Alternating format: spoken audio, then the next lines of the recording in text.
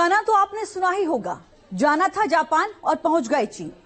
बीते 15 दिनों में 20 फ्लाइट्स के साथ कुछ ऐसा ही हुआ है। हवा में उड़ते विमान रास्ता भटक गए और देखते ही देखते अपने डेस्टिनेशन की जगह कहीं और मुड़ गए। लेकिन 2 हफ्तों के अंदर ही एक साथ एक ही जगह पर 20 विमानों के साथ ऐसा कैसे हो गया, ये देखिए रिपोर्ट।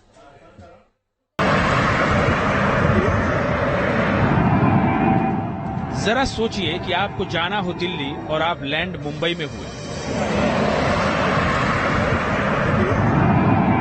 जरा सोचिए कि लंदन की फ्लाइट पकड़ी और न्यूयॉर्क में लैंड हो गए। सड़क पर रास्ता भटकना तो आपने सुना होगा, लेकिन अगर आसमान में विमान अपना रास्ता भटक जाए तो क्या होगा। रास्ता भटक गए 20 विमान। ईरान और आसपास के इलाकों में बीते 2 हफ्ते में 20 विमान अपना रास्ता भटक गए। तेहरान की फ्लाइट बगदाद पहुंच गई और शिराज की फ्लाइट दोहा के ऊपर घूमती रह गई। एविएशन हिस्ट्री में ऐसा पहली बार हुआ है जब एक साथ इतने विमान अपना रास्ता भटक गए हों, वो भी थोड़ी बहुत दूरी के लिए नहीं बल्कि कई हजार किलोमीटर। अब सवाल उठता है कि आखिर कैसे रास्ता भटक गए 20 विमान।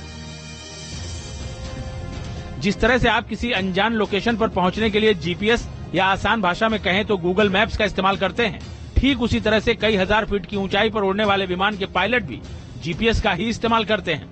बादलों के बीच उड़ते इस विमान को पायलट जीपीएस के सहारे ही गाइड करता है। लेकिन क्या आपने सोचा है कि अगर यही जीपीएस काम करना बंद कर दे या फिर गलत रास्ता बता दे तो क्या होगा। ईरान के एयर स्पेस में रास्ता भटकने वाले विमानों का यही हाल हुआ।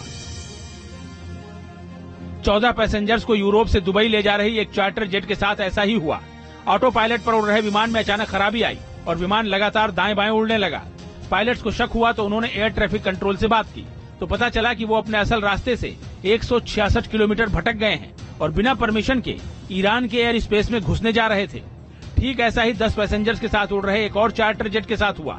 इराक से दोहा जा रही ये फ्लाइट जब बगदाद के ऊपर से गुजर रही थी तो जीपीएस सिग्नल मिलने बंद हो गए और देखते ही देखते ये 150 किलोमीटर भटक गया।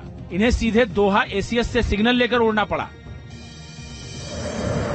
ये वो रूट है जहां से एयर इंडिया और इंडिगो की एयरलाइंस गुजरती हैं। लिहाजा ये मामले भारत के साथ साथ पूरी दुनिया के लिए चौंकाने वाले हैं। अब बड़े स्तर पर इसकी जांच की जा रही है।